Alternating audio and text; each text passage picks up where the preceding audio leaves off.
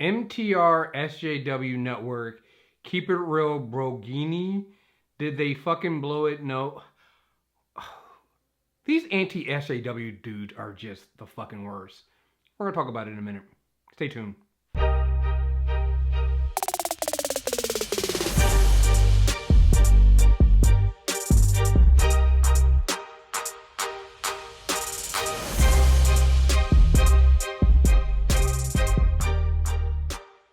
What's up, everyone? Chris here from MTR Network, and back with another, I guess, rant slash other Reddit video. Not gonna do a review right now. We do have Ready Player One coming out this week, so if you want to know hear our review for, or at least my review for Ready Player One, I'm not sure when our embargo is up, but just stay subscribed to this channel, hit the notify button, and you'll be notified next time I do a video for that. You can also check out the videos we've done for Pacific Rim Uprising, Tomb Raider, A Wrinkle in Time, and all the other films out here. So, yeah, but that's not what this film is about. We are not doing this review on, doing a movie review. I'm here to talk about some things I've been noticing since I've been doing my solo reviews and doing these videos. And it's something's actually been bothering me ever since, for the last few years as I've been doing podcasting. And that's the anti-SJW crowd out there. The we're against the social justice warrior people. Yeah, we're gonna talk about that. Before we get into that, I kind of want to give a little background on this because I feel like, the reason why I'm doing this video is I feel like YouTube has become a cesspool and like the place for these idiotic voices to be heard. And you see it most of the time, like that Diversity in Comics channel, which is fucking terrible, where the dude never shows his face. He just does a video reading off some SJW comic that he hates, and he rips it up and he basically throws a temper tantrum on camera without seeing his fucking face because he's a fucking loser. That kind of stuff. And I'm tired of it. We've been seeing it for a while now, and I think there's not enough people out there, and for good reason, because you get harassed. I mean, look, I started this by reading off some of the comments I've gotten. I've been called a faggot. I've been called a nigger. Like, I've gotten a whole bunch of terrible fucking comments just from doing regular reviews or talking about things like when I did my video on Ava DuVernay being picked for the DCEU's The New Gods. Like, the amount of comments and disgusting comments I get are ridiculous. So I totally understand why some people don't feel the need to, don't want to even engage with these people, but I'm not that kind of dude. I don't really give a fuck about these idiots, because fuck it, what are they gonna do to me? I don't really care. Fuck you. Like, seriously, try something. I dare you. It's fucking ridiculous. And I think that the theme that they try to say with these people that are so anti-SJW, which is, by the way, fucking ridiculous. The term is social justice warrior, which means if you're anti-social justice warrior, meaning you're against people who are for inclusion, diversity, and making sure more marginalized voices are heard in the comic book industry, you're anti that, right? That's fucking ridiculous. But like, I feel like what they try to do is they try to make it seem like they're the real fans, like they're the real comic book fans, and that they're the ones that grew up in this, and they're tired of seeing the medium that they love be dragged to the ground. So I'm gonna give you my background. I grew up on fucking comic books. We haven't put it up yet, but Deepak and I were just talking about, we were doing a character corner on Batman and other mediums, basically TV, comic books, and things like that. So I was born in 1982. My first interaction with anything comic book related was watching the Tim Burton Batman film when I was 6 years old. 6-year-old for the first time. After that, like 2 years later, technically I guess it was 3 years later. I probably didn't see it when it first came out in theaters. Around that time, because I believe X-Men #1, the second volume, came out in 91 or 92. I remember going into a newsstand, seeing the X-Men #1, and begging my mom to buy it for me. She didn't buy it for me right then because she saw Gambit with his bow staff, and she immediately thought that it was too violent and didn't get it for me. So I kept begging her to buy me this comic book, and she bought me the X-Men #1. So I believe I still had the X-Men #1. Like, I was a true blood nerd. In high school, actually middle school, I had bought all I did was I had all these chores. and I would get like $5 a week, and I would take my $5 and I would use that to buy comic books. I bought every X book you could think. If it had an X in its fucking name, I bought it. So I bought X-Men, X-Force, X-Factor, Excalibur, had all that shit. I remember when they did the Age of Apocalypse stuff, I bought all of those books. I still have them today. I have all the Excalibur books right behind this camera sitting in a box that's packed up right now. I have all of those. I bought, I had Spider-Man, the second volume of Spider-Man, Spider-Man number 50. I think that had the hollow cover with this Spider-Man's eyes. I have that one as well. All this was bought with my own money. Like, I would do extra chores around the house to make extra money to buy these comic books. Around this time, I'm also a huge Star Trek fan. Like, I grew up watching The Next Generation. Then later on, got into the original series. Like, all of that stuff, I consumed it, and I was like a weird kind of nerd. I was the nerd who was also good at sports, so I played basketball and football. But I also loved fucking, Star Trek and reading comic books. Like, the X-Men were my characters. I grew up on the X-Men. That was my thing. And I mentioned it before. If you listen to the Character Corner, the only other DC book, even though like Batman was the first character like I got introduced to through the movie, The Flash was the only DC book I ever bought. And my Flash is Wally West. And I will die to this day fighting anyone who says that the real true Flash is not Wally West, because it should be fucking Wally West. That's what I grew up on. Like, my Flash was Wally West. I remember the only DC comics I had at the time, I had all the Terminal Velocity comics. I had all of those. I remember that because I believe that was also the time that Wally first learned to, it wasn't the first time, but it was like, you learned the Speed Force. And I remember that, and it blew my fucking mind. Like, if you asked me what characters I want superpowers for, it was the Flash's super speed, or I wanted to be Magneto with his magnetic powers. But yeah, that was my thing. One of my favorite characters was Wolverine. Loved Magneto. Like, I grew up on this shit. I grew up on all these characters growing up through the time. And I grew up reading this stuff and seeing this stuff and knowing that, one, almost none of them were black. Most of them were white males. But it was what it was, and I dealt with it. Nowadays, I went back, I dropped out of comics for a little bit while I was in college, got back into it when I started seeing that, man, they're getting more diverse. They're putting more characters we like in it, and through this day to day, I fucking love it. Like, it's stuff that I'm seeing today that we didn't have when I was growing up. But with that change came all these white dude bros. And there's not just white. Some of them, a lot of them are male though. And they've gotten upset because instead of having 99.99% of comic books focused on white male nerds, now only like 98.999% of comics focused on white male nerds. I get it because you're racist bigots, but like, are you that fucking greedy that you can't, like, what the fuck, bro? Like, what the fuck's wrong with you? Like, I've seen this comment that, well, one of the problems was Marvel moving too fast, too soon on changing all their characters. They changed Thor to a lady, and they changed Captain America to a black guy. Thor, you knew Jane wasn't going to be Thor the entire time, because if you were reading Jason Aaron's run, you knew that old Thor got the hammer back. So you knew that, but whatever. Jane was like, before you had the Odinson even like having his own book, she was Thor for like what, a year maybe before Unworthy Thor came, and the Odinson was always in her book, so it's not like he went away.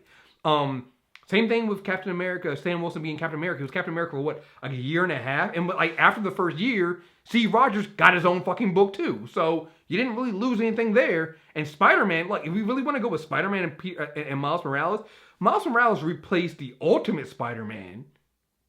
So you still had 616 Peter Parker running around as Spider-Man. And then when they finally merged the universes, only within the last few years, Peter was still in the suit too, and you had Miles in the suit. Like, Peter had his own book. The Amazing Spider-Man was Peter's book. So what were you actually complaining about? What were you actually fucking losing? You didn't lose anything. You were just complaining to complain. Like, I've seen people like, was the artist John Malin who got in trouble because he was trying to say that the dumbest thing I've ever heard in my life, that somehow the X-Men weren't SJWs and that the Nazis were SJWs. It was I grew up in the X-Men. This is my books. Like, when we do character corners, I don't have to read these books to know about the X-Men because I grew up on that shit. The X-Men were allegories for the civil rights movement. Professor X was MLK. Magneto was Malcolm X. Like, in today's terms, Malcolm X and MLK are SJWs. What are you talking about? God loves, man kills. It's literally about religious white, like, radicals being against people who don't look like them. What do you think the books are about? Like, it drives me fucking insane that you assholes really somehow believe that comic books weren't always SJW. And I'm talking about Marvel right now. You guys say, oh, the thing that's killing Marvel right now, they're SJW. Wonder Woman is a feminist icon. What are you talking about? You want to sit there and say, yeah, the feminists are taking over there. One of the holy trinities of comic books is Wonder Woman, who is a feminist icon. What are you talking about? What are you talking about? When Greg Rucka came out and said that, yeah, Wonder Woman is bisexual in my book, is he an SJW? Yeah, I know you guys think that Gail Simone, for some reason, is an SJW, even though her writing is amazing. Like, have you read Secret Six? Like, what are you doing here, guys? What's the fucking problem? You know, Jason Aaron's an SJW because he made Jane Foster Thor. But now that Odinson is back to being Thor with the hammer, is he still SJW? I'm losing track. I'm very confused by this. I'm very confused. You know, Dan Slott. You say Dan Slott's an SJW. Yeah. As much as you guys complain about Superior Spider-Man, it won awards, and Superior Spider-Man, which literally is about why Peter Parker is important and why Peter Parker matters. It's a fucking fantastic run. It's amazing. What are you talking about? What is this SJW shit? I don't understand. I don't. What are you actually complaining about? Oh, well, we're complaining about the writing is just not good. Except all the writers, like these anti-SJW people, they're doing this whole thing to move the needle, and they created a blacklist of comic book SJW writers who you shouldn't support. What's funny about that list of writers is almost all of them are women or people of color, or they're white men who support people of color. And also the weird thing about this is a lot of them have actually won awards for their writing. So they're terrible writers, but they win awards in the industry for their writing. Okay. But Chris, SJW comics just don't sell. Well, first of all, motherfucker, that's a lie. People go on the whole idea that comic book sales are down, and they are, because comic book sales have been ridiculously high. Have you looked at the numbers? Like, let me go and look at some of these numbers. So, I want to say last year it was down, 10%, and that people were freaking out because comic book sales were down for 10%. That's because the sales were around $522 million. Down 10% from last year, which I believe was 580 from 2016, 580. All right. You guys do realize that's because everything was so ridiculously high, right? Because if you go back a little bit to, like, let's say, pick a random number, pick 2004. 2004 comic book sales were at $328 million. So $328 million versus $522 million. Still seems like comic books are doing okay, kind of there. I wonder what it was like going further back. Let's say early 2000s. Let's say. Early 2000s, $207 million. Kind of seems like the comic book industry is actually overall still kind of up. And you guys are complaining about a little loss in sales. Like, it kind of seems like fucking bullshit. Yeah, it's just kind of weird. The other thing too is, like, I always hear the people saying about, oh, well, all these comic book sales. Like, somebody did this comment, and let me see if I can find it, because it was very, very funny to me. What was it? It was let's see. Here we go. We use the word SJW to describe so-called creators that get hired at Marvel, not because of their ability or talent, but simply because they happen to fall into a particular minority group. You mean like every white male that created comic books, in my day growing up? Because Let me tell you something. Some of them white comic creators weren't actually that good, but no, nobody really cared about it then. Marvel's current crop of SJW writers has managed to put out 50 plus comic book stores out of business due to low sales. All right, so first of all, in a country this size, you're telling me that 50 plus comic book shops went out of business, and I'm like, and listen, you know why comic book shops are going out of business? Same reason why I think it was Barnes and Noble's filed for bankruptcy, and the reason why it's hard to find a bookstore. Motherfuckers ain't going to bookstores no more. You wanna know why? I don't have it with me, but my tablet holds all my fucking comic books in it. My tablet has a 128 gig SD card in it. In that card right there, 80% of it is filled with comic books. When I want to get a new comic book on Wednesday, new comic books come out on Wednesday, you know what I got to do? So if I didn't have a tablet, I have to make sure I put in my order with the comic book shop. Then when the orders come in, I have to drive down to the comic book shop, pick up my comic books before I go to work so I can read my comic books. That's if they're open. They're probably not going to be open, so I got to do it after I get off of work. I have to schedule this shit out when I'm going to get my book. You know what I got to do now when I have my tablet? I roll over, open my tablet up. If I haven't already subscribed to it, then I got to go and download and buy it. If I do, just got to download it. I'm reading the comic book before I even make breakfast. Or I can save it and read it at work. I don't have to worry about lugging around. Like, again, I was a comic book kid growing up. So when I was in middle school, I used to go because I wanted to read my comic books. I would pack up my comic books into my book bag. I would take them to school so I could read my comic books at school. I put them in my locker. You know what happened the first day of school? I think it was 7th grade. They didn't tell us, but we were sharing lockers. And I didn't know this until afterwards. Somebody stole half my comic books. Lost half my comic books right then. I had to go back out with my money, go back and buy all the comic books all over again. Because that's what I had to do. Anytime I wanted to go and read comic books, I had to go and lug them all around. Now, either my phone or my laptop or my tablet. All my books are there. I'm not going to a goddamn comic book shop. You know another reason why I don't go to a comic book shop? I guarantee you that all 50 of those comic book stores, terrible businesses. I remember one time, I went back home, Waldorf, Maryland. It was a comic book shop. I saw it. I was like, you know what? I'm stopping this comic book shop. I feel like I have a hole in my pocket. I want to spend some money. So I walk into that comic book shop. 2 white men sitting there, talking to each other. I walk in. You know what they did when I walked in? Not a goddamn thing. Didn't say, hey, how are you doing? Didn't say, can I help you with anything? What are you looking for? Didn't have any customer service at all. Didn't want to help me. Didn't even acknowledge I was there. So you know what I did? Walked right out. Went to my car. I ended up going home and spending $2,000 on buying an Avengers #1. Because I could. I had $2,000 I could have blew money on. But that comic book shop lost out on it because they didn't treat me as a real customer. They didn't even acknowledge I was there. And I guarantee you half those comic book shops are doing that. Because you know what I know? I see these motherfuckers when they come back from things like New York Comic Con complaining about the retailer meetings and things like that. About how diversity doesn't sell. How Marvel's not catering to white men. They're not catering to their fan base and everything like that. Because they're not opening themselves up. You know who's not complaining? Who's not complaining are stores that actually cater to bigger fan bases than other just white men. Those are actually inclusive and diverse. And have actually changed their model to actually be a store you actually want to come into. If your whole model is a comic store for me to walk in to your shitty, dimly lit store, and all you have is long boxes on the table and a couple of figurines on the wall, and that's it, yeah, I'm going to walk right out. I'm not going to spend money in that place. What the fuck am I going to do? Huh? How many of these stores actually have really good social media apparatus? They have really good Twitter accounts, have really good inclusive Facebook accounts? Almost none. How many of them have good websites? You're still in 2018. You're still running a website for your business, for your comic book shop on Angel Fire or GeoCities. What the fuck? And you expect people to buy money? People do everything through this.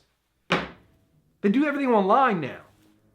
You know when I actually want to buy a physical copy of books, you know what I do? I go to Midtown Comics website. The Midtown Comics website is fucking amazing. They have deals. I can pre-order stuff. I can do everything like that. It's like shopping on Amazon. I can find anything I want. I can put it in there. I can pre-order the stuff. They'll tell me when they ship it to me. Just ship to me in pristine condition. It's fucking great. I love shopping in Midtown. Is your store like that? Oh no. So that's why people don't go into your fucking store. It's not SJW Comics. It's not catering to white men. It's that you're a terrible fucking businessman. Go fuck yourself. You know, it's just this thing is just driving me crazy. It's like, you know, the digital. I have Comixology on my tablet. I have Marvel Unlimited on my tablet, which means I don't need to go to any of your digging through crates anymore for that. The same thing happened. Like all this really started happening when Comic-Con changed too. You started seeing this rumbling during Comic-Con, right? When Comic-Con let in, I think it was Twilight, those years. And male nerds got mad because it's like, well, that's not comic related. You're bringing all these non-nerds in here. And what it was doing was Comic-Con realized the same thing that a lot of good businesses realize, and it's that you need to expand your user base. Comic books aren't going to bring you everything you need, so you need to they expanded out to bring in young teenage girls because young teenage girls also spend money. And when you start seeing more of these women, more people of color coming to these cons. And as you start seeing that, you start seeing the bubbling up of the anti-SJW crowd with all these white men getting mad. You start hearing stuff like, oh, these are fake nerd girls who aren't really nerds. Meanwhile, yeah, she might be wearing a bikini top and just as really a sexy character. She knows her shit. She actually probably knows her shit more, the comic book shit more than you do. Because I've seen so many of you sit there and make just faulty comparisons about how SJW characters are not canon and stuff like that, when clearly the X-Men are SJWs. Wonder Woman's an SJW. Like, fucking Superman is a fucking immigrant. What the fuck are you talking about? Like, it's just amazing to me to see people complain about they don't want politics in comics. And the fuck you read comic books for? You can't tell me you ever read X-Men and then you also wanted politics out of your comics because X-Men have been nothing but politics. Nothing but politics. Shit, Batman. Batman is full of politics. I mean, you have whole articles written about Batman and criminals and brutality and does he create his criminals, or like there's been whole political discussions about these characters. Same thing with Superman. The whole discussion between Superman and Lex Luthor. I mean, that's very political if you think about it. It's very SJW light. And Wonder Woman. Like, what comic books were you reading that weren't involving politics? You know? Spider-Man. With great power must come great responsibility. There must also be great responsibility. Like, what do you think that means? I get it. You guys are racist. I would just rather you guys just say that. Oh, no, we're not racist. And that's why my comment feeds get filled with calling me a nigger and faggot? Is that why the same people that you blacklist on these things get harassed? You guys are Gamergate just with a new fucking light. You're a white supremacist fucking recruiting tool. That's what you guys are. I mean, nobody's dumb enough not to fall for this shit. We all fucking know it. We all fucking see it. Duh. That's what you guys are. It's always been. You guys harass Marvel creators because she posts a picture, Marvel editor because she posts a picture of herself drinking milkshake with other women. So you guys harass her. You get mad at the Hawkeye book. I think it was a Hawkeye book where the cover had asked me about my feminist agenda. You're mad at feminist. Like, what? Who the fuck are you? Like, what do you think?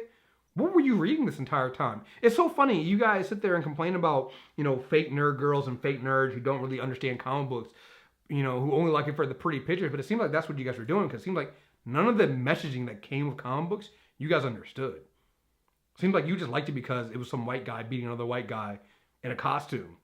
You guys never I'm still blown away about the idea that the X-Men weren't SJWs, because that's just, I've read so many fucking comic books. I mean, it's literally a group of people that are protecting a world that hates them.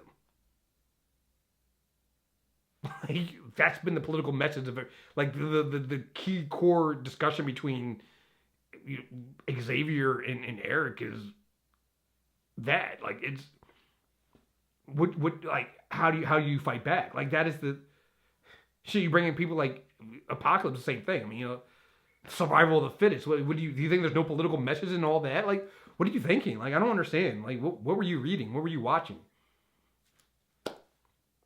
Like, what the fuck is your problem? Like, it's so weird. And, like, I don't know. I think I'm going to keep doing things like this. I'm going to keep doing videos like this. I'm going to keep pushing back against this idea that SJWs are a bad thing. Because it's like, you guys sound like fucking idiots. You really do. You sound like fucking morons. You're oh no, we're not really this. Oh yeah, we can see through that shit. You're Gamergate. Like Gamergate was, we're about ethics and gaming journalism. No, you weren't. No, you weren't. You're about harassing. It's always funny when you guys say this shit and the people that you guys are so against happen to be black, brown, or women. Huh. It's weird. Weird how that works out. Weird. It's just really, really weird. I don't know. Yeah, so. You're a bunch of losers. You are. You're a bunch of losers that attract other losers. And I'm going to keep reading those SJW comic books because that's what I started reading for. It's like the people that got mad at Star Trek Discovery because it was too SJW. Like, Star Trek is literally known for having the first interracial kiss on network TV. And somehow, like, it's one of the most... It was... Like, the original series was one of the most amazingly diverse shows ever. And it drives me fucking crazy that somehow you guys started getting mad that Star Trek leaned into being SJW when that's what Star Trek always was. Like, it just makes you wonder, the fuck were you ever watching? Like, you never got that? God, what it must be to be an ignorant white man. Fuck. You guys are sad. So fucking sad. Anyway, folks, I will be back. Fuck you haters. And I will be back this week for Ready Player One and other reviews. And I'm going to keep doing videos like this because, like I said, I'm fed up, man. I'm tired of this shit. You guys are such losers. Anyway, folks, make sure you subscribe and hit the notify button for my next video. We'll be back soon. Peace.